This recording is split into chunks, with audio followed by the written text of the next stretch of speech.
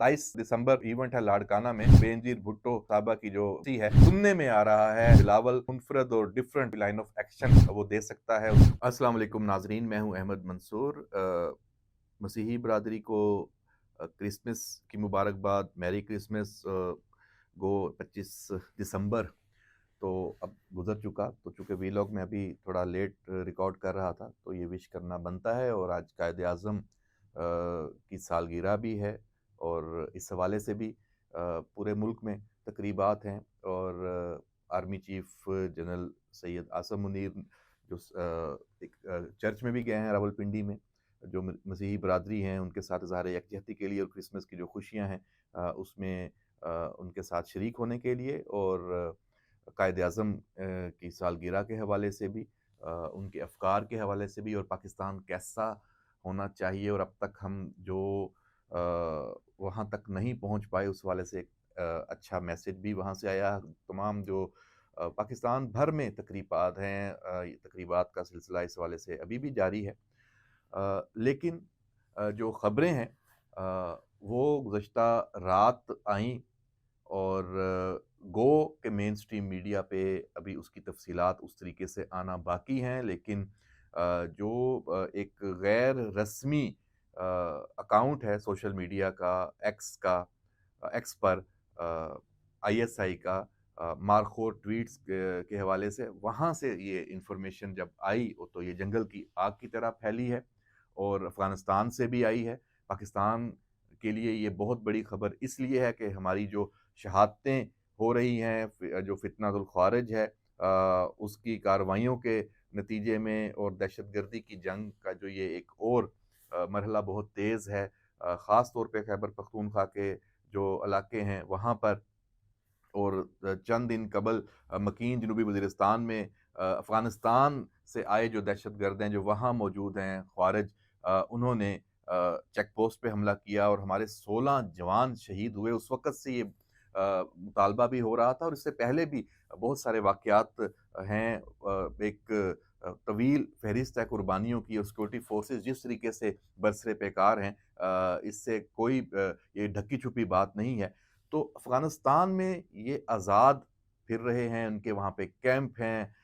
पाकिस्तान मुसलसल जो अफ़गान तालिबान है, जो अबूरी अफ़गान हुकूमत है, उनसे ये कहता आ रहा है, मुतालबा करता आ रहा है, उनको एक्शनेबल एविडेंस भी दिए हुए हैं, उनके नॉलेज में भी हैं। बल्कि कहा जाए कि उनकी सरपरस्ती में वहाँ पे बैठे हुए हैं, तो बिल्कुल बेजा नहीं होगा। तो ये कार्रवाई पाकिस्तान ने की है।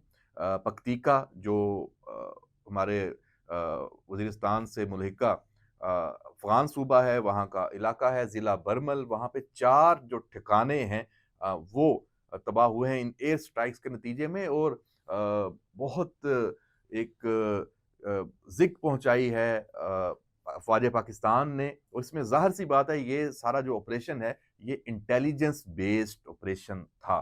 इसमें हमारी जो इंटेलिजेंस है उसने अफ़गानिस्तान में वहाँ उनको एक-एक जो वहाँ पे जो उनके कमांडर थे ख़वारिज के वहाँ मौजूद थे, और वो जो कैंप्स की तफ़सीलात हैं वो सब पास थी, और उसी वजह से एक्यूरेट कार्रवाई हुई है।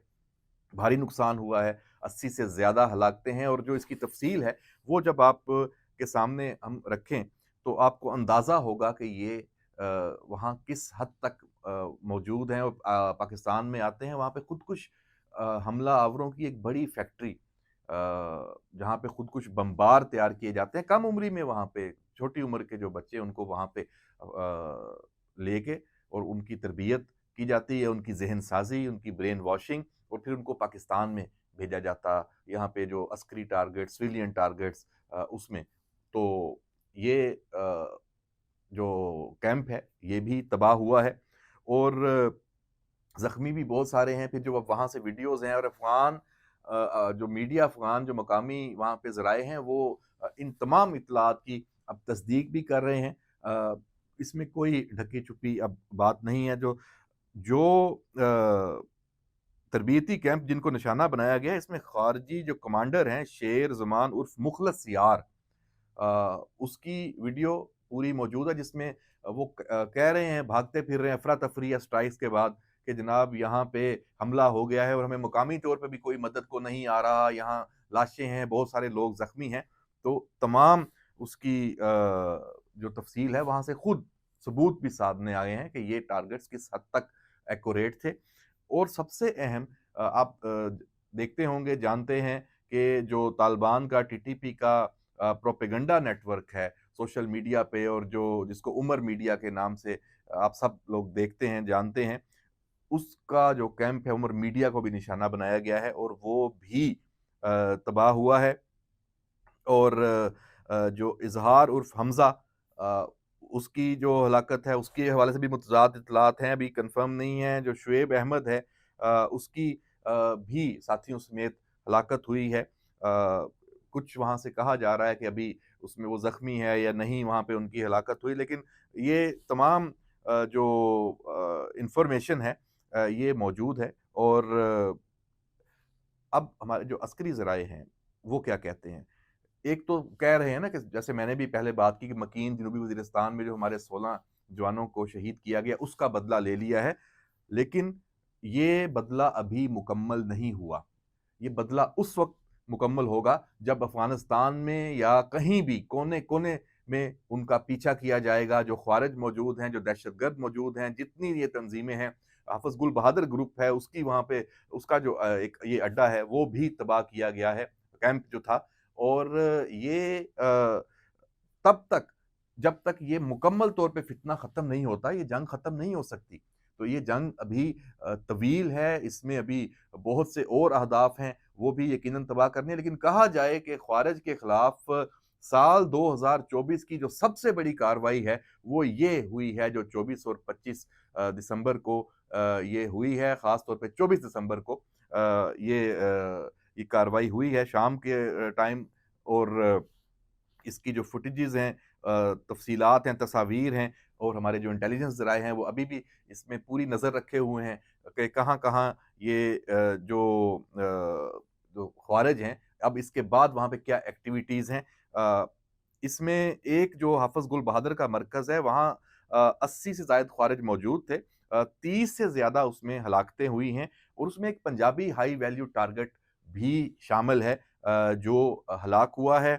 अल मस्तोई मरकज़ है, उसको भी कामयाबी से हिट किया गया है, वहाँ 20 ख़वारिज हलाक हुए हैं। वहाँ बख्तुल्लाह और रहमत वली के शदीद ज़ख्मी होने की कन्फ़र्म इत्तलात हैं, कुछ ये इत्तलात भी हैं कि वो ज़ख्मों की ताब नहीं ला के वो भी हलाक हो गए हैं, लेकिन अभी इसकी तस्दीक नहीं हुई।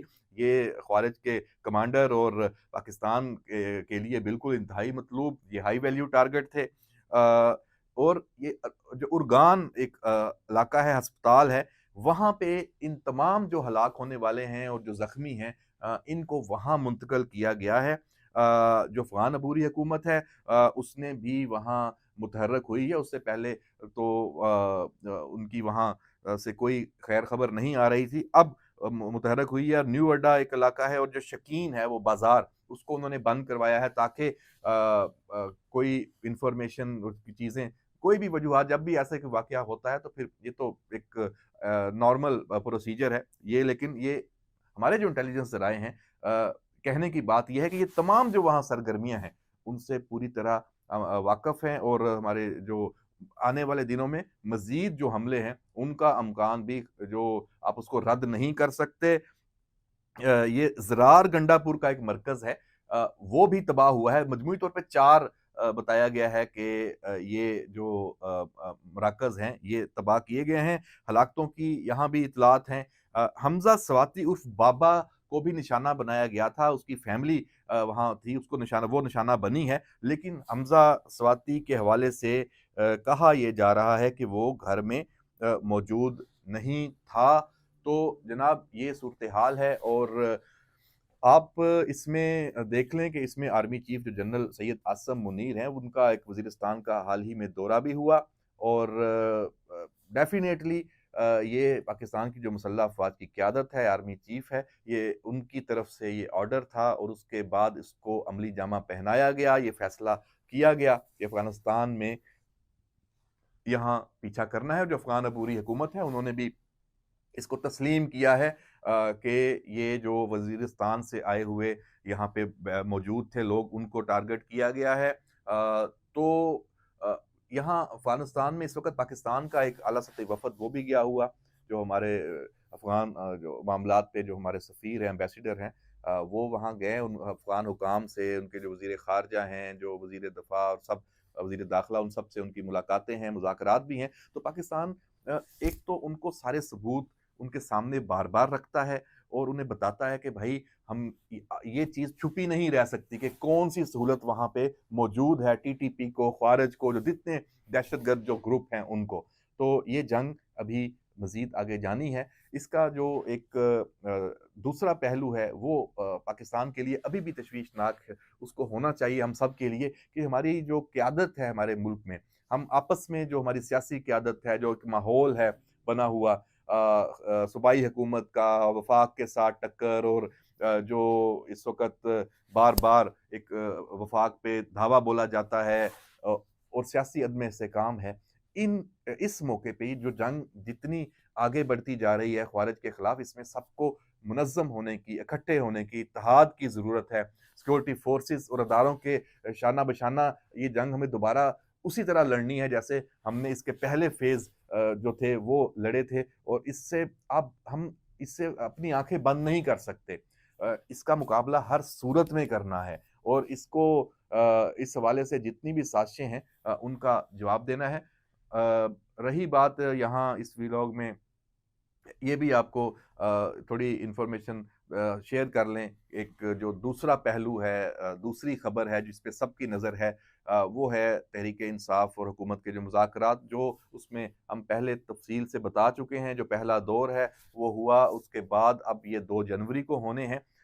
इत्तलात ये हैं कि इन मुज़ाकरात को लेके और इसमें चार्टर ऑफ डिमांड जो अभी पीटीआई तय कर रही है, उसमें एक मुलाकातें हो चुकी हैं अडयाला में इमरान खान से भी और सारा वहाँ पे। तो इसमें कुछ इख्तिलाफ़ात हैं वो बढ़ते जा रहे हैं पीटीआई के अंदर कि चार्टर ऑफ डिमांड क्या होना चाहिए। एक जो एक्सट्रीम जो पोज़ीशन ली हुई है पीटीआई के वो लोग जो किसी सूरत नहीं चाहते कि ये मुज़ाकरात या कोई ऐसा अमल वो कामयाब हो, क्योंकि उनके अपने मामलात हैं वो सीधे हैं, उनको फ़ायदा ही इसी, वो बेनिफिशियरी हैं। ये जो तनाज़ात हैं हुकूमत में, सियासत में, एस्टेब्लिशमेंट के साथ, फ़ौज के साथ जो लड़ाई, तो इसमें उनका तो फ़ायदा, उनकी तो पाँचों घी में है, तो और सर कढ़ाई में है। तो वो अभी भी चार्टर ऑफ डिमांड में वो ऐसी शराइत शामिल करवाना चाहते हैं जो हुकूमत के लिए किसी सूरत काबिल कबूल ना हो, और ज़ाहिर-सी बात है जब हुकूमत वो शराइत पूरी नहीं कर पाएगी तो मुज़ाकरात का कोई नतीजा नहीं निकलेगा, तो फिर कहेंगे जी हुकूमत ने पीछे हट गई है और मुज़ाकरात को कामयाब नहीं होने दिया गया। तो ये जो लेकिन कुछ ऐसे पार्टी के अंदर जो चेहरे और नाम भी हैं जो चाहते हैं कि ये मुज़ाकरात का सिलसिला आगे बढ़े और कम अज़ कम पोज़ीशंस पर कोई इत्तेफ़ाक़ राय सामने आ जाए और पार्लियामेंट से जो सियासत है वो दोबारा पीटीआई की शुरू हो और एक पीटीआई को स्पेस मिले, पॉलिटिकल स्पेस मिले। तो उसके लिए वो चाहते हैं कि चार्टर ऑफ डिमांड ऐसा हो जो काबिल कबूल भी हो दोनों जानिब, और उनको फेस सेविंग पीटीआई को भी मिले। तो उसमें कुछ चीज़ें हैं जो तस्लीम हो सकती हैं। मैं समझता हूँ कि जो सियासी कैदी हैं, अगर 16 एमपीओ इसके तहत अगर कुछ कारकुनों को पकड़ा हुआ है, या जो आम नोयत के जिनके जुराइम हैं या जिनके ऊपर चार्जेस हैं, बिल्कुल उनकी ज़मानतें भी हो सकती हैं और उनको माफ़ी भी मिल सकती है, छोड़ा भी जा सकता है। लेकिन अगर आप कहते हैं कि 9 मई की फाइलें बंद कर दी जाएँ, तो फिर ये मुमकिन नहीं होगा। इसी तरह जो मखसूस नशिस्तों वाला मामला है, उस पे भी पेशरफ्त हो सकती है। इसके अलावा अगर आप कहते हैं कि किसी बात की तहकीक के लिए कोई जुडिशियल कमीशन हो या कोई कमीशन हो, तो वो पहले भी बनते आए हैं, वो भी दोबारा बन सकते हैं। तो ऐसी चीज़ें हैं जो हुकूमत मान सकती है। लेकिन जो एक आप कहते हैं कि जी हतमी जो कोई रिलीफ मिल जाए और इमरान खान को और 9 मई के जो मुल्ज़मान हैं उनको, और जो पाकिस्तान के खिलाफ जो साज़िशें चल रही हैं, और ख़ास तौर पे जो सोशल मीडिया का के हवाले से। तो यहाँ मैं आपको ये बता दूँ कि एक चार्टर ऑफ डिमांड तो पीटीआई भी दे रही है।